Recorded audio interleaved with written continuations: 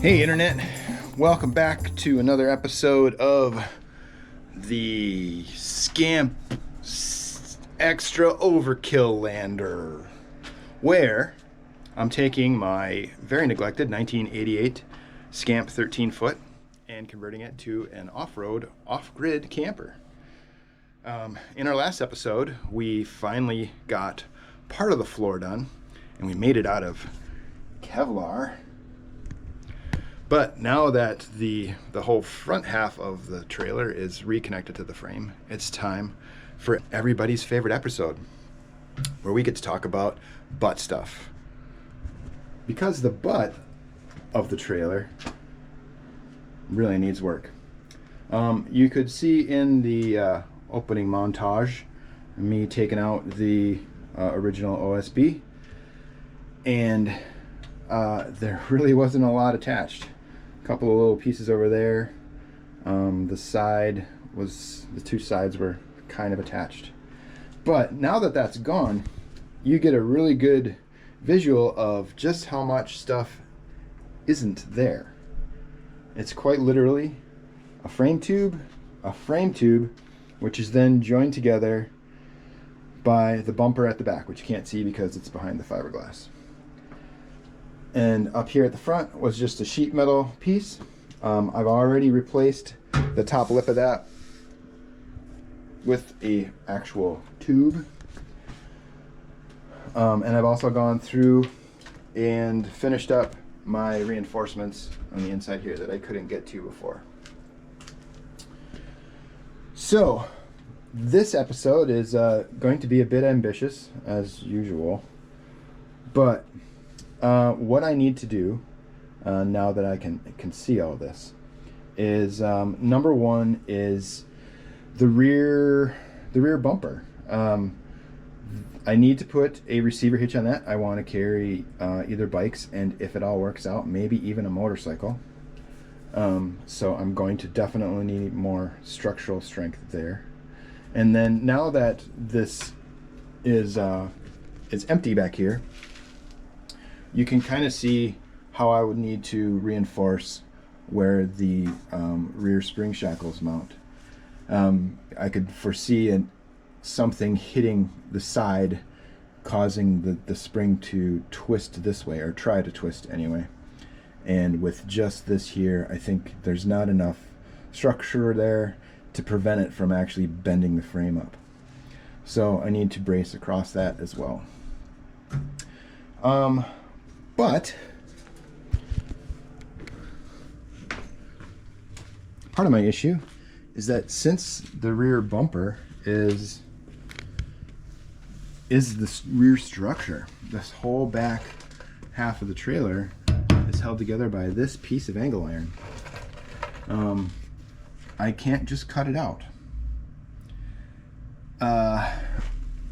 The other part of this that I have to consider is I'm planning on mounting the spare 33-inch tire, so that will actually be up to about here tall, back here. So obviously this isn't going to be strong enough for that and a receiver hitch. You can see here where the original spare tire was mounted. It's just two bolts that stick through the shell, and the tire is bolted directly to it. You can see a wear ring all around where the old tire sat. Maybe you can see that. You can see how puckered out the fiberglass is. So that barely holds the original Scamp tire, so it definitely isn't going to hold a 33. Those things are fairly heavy. So my plan is to really beef up this rear bumper.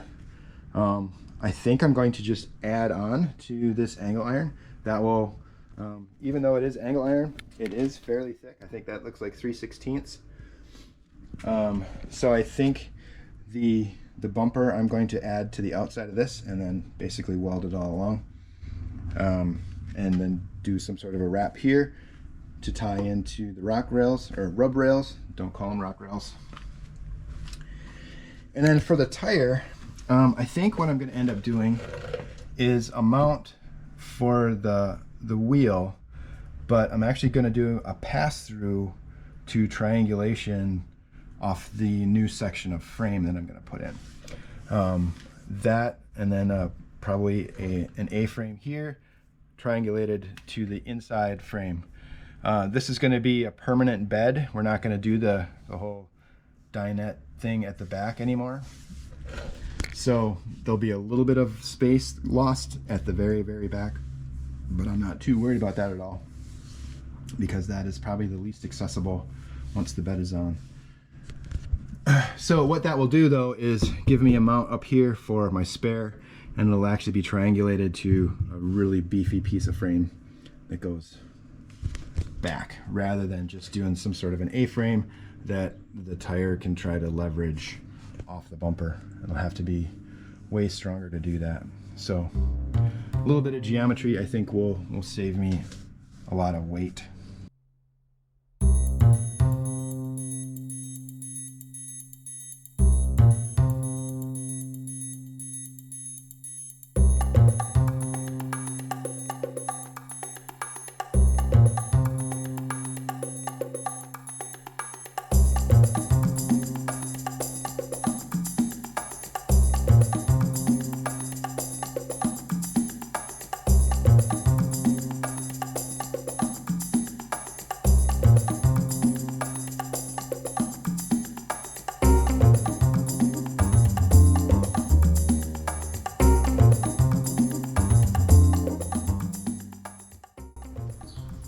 Thought I'd show you guys how I make sure everything's in alignment.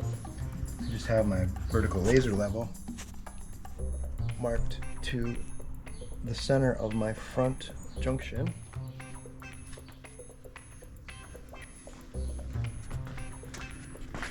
And then at the back of the trailer, I have this center marked between the two frame rails, and then a string that lays straight down. I think you can see it in the video. When the laser hits it, the string kind of lights up. So this is kind of my center mark. This is what I use to measure off of. Make sure I have everything lined up. And then inside I've been making marks as I go. Reference marks when I can make them. As soon as I come to a new area. Here you can see my previous center mark of the shell, so I know that I'm lined up still with everything.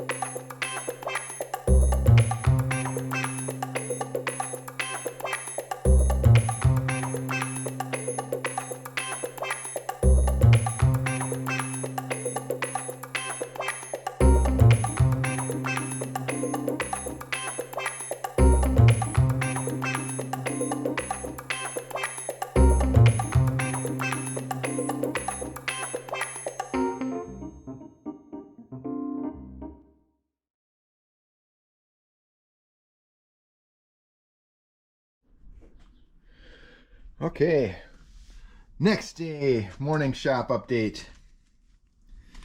The new bumper is, the bumper itself is finished. It's all tacked in to the old bumper. Receiver hitch is Frenched in, I guess you could call that. A lot of work last night. More piddly fitting stuff that I didn't really video, but I have my 2 side braces done. This is the main beam that I added in for the receiver tube, and then the cross supports for the lower suspension mounts. Everything is tacked in. I still wanted to add some angle bracing in here just to help stability this way before I finalize it.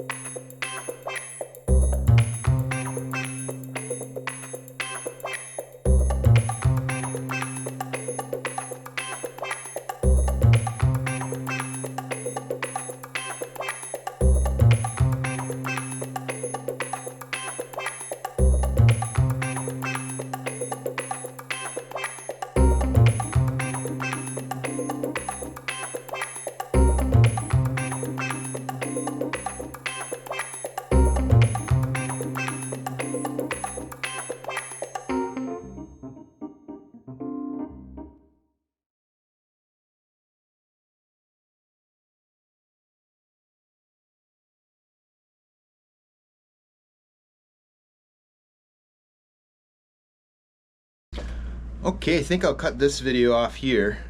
Not quite as much on it as I wanted to, but the next stuff, there's a lot there too, so I didn't want to try and cram it all into one video.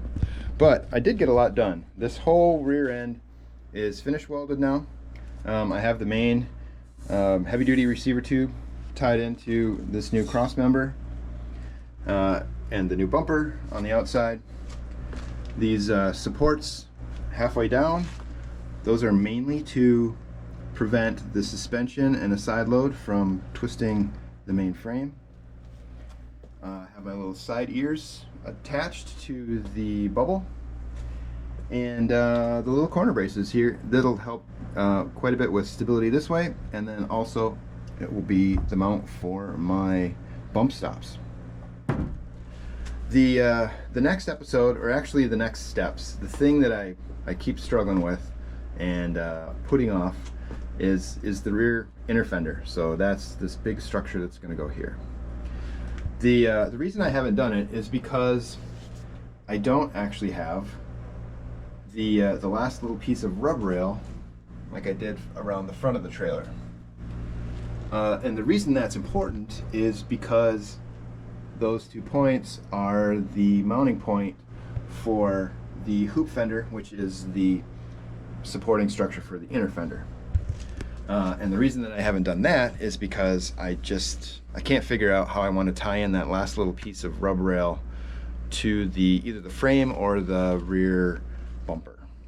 It's just mostly an aesthetic thing. It just not really liking the way it's turned out and a couple of things that I've tried. So I really do need to get those fenders in, because without the fender there, obviously I can't put the new floor in, and there's a lot of things waiting on the floor. Actually, the entire trailer is waiting on the floor. But I did get a good start on the rear spare tire mount. This is the inside triangulation I talked about. This will get mounted into the heavy duty tube. I think I may just end up drilling and tapping, because this is plenty thick. On the shell side, this is a oversized plate and there'll be another plate on the other side that with an A-frame that will basically create a tripod that I can hang the tire off of. Luckily, Scamp decided not to center their old mounting holes in the middle of the trailer, so they're offset slightly, which let me center my brace and then offset my mounting plate, and gave me just enough clearance here for the lower bolt. But there's quite a bit to mounting that spare tire, more than I thought once I tried to figure it out. So that'll probably be an episode on its own. But yeah, so in the next one, we are hoping to get the last little section of rub rail done and the inner fenders done so that we can keep moving. Thanks for watching. Thanks for liking and subscribing. I'm not planning on making any money off of YouTube, but it is some validation for the work to document all this. So have a great one. See you next time.